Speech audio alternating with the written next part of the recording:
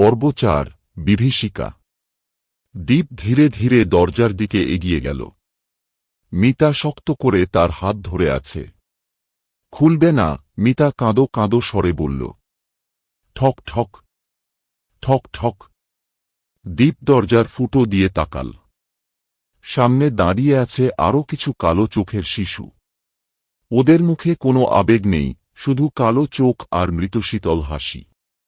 শিশুগুলো একসাথে বলল, আমাদের ভিতরে যেতে দাও।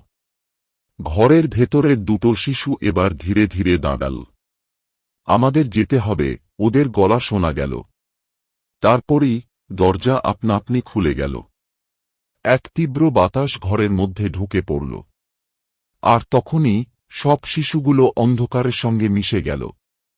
কিছুই রইল না, শুধু এক ফিসফিসে আওয়াজ বাতাসে ভাসছিল।